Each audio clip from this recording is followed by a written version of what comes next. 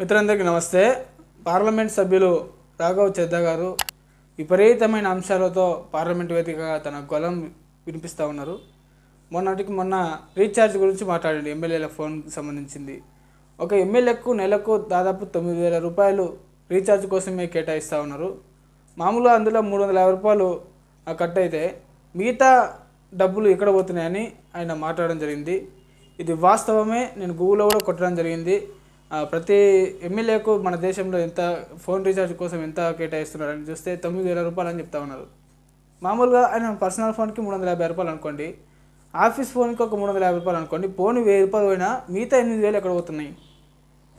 ఇదంతా మనము ఆలోచించాల్సిన విషయము. ప్రతి ఒక్క విషయాన్ని మనం క్లుప్తంగా అర్థం చేసుకొని ప్రతి ఒక్కరి వాయిస్ మనం ఈ సమాజానికి ఇవ్వాల్సిన అవసరం ఎంతైనా ఉన్నది.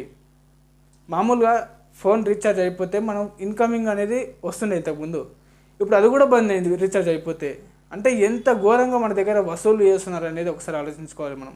సో ఇలాంటి అంశాలపై ప్రతి ఒక్కరు మనం క్లుప్తంగా అర్థం చేసుకొని మన గళం ఇవ్వాల్సిన అవసరం ఎంతైనా ఉన్నది.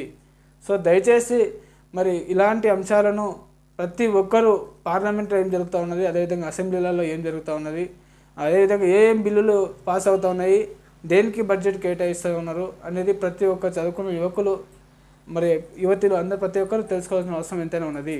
కాబట్టి మరి రాఘవ్ చెద్దా గారికి ఈరోజు యావత్ దేశం మొత్తం సపోర్ట్ ఉన్నది. ఆయన పార్లమెంట్ సభ్యత్వానికి రద్దు చేసినట్టు మనకు తెలుస్తూ ఉన్నది.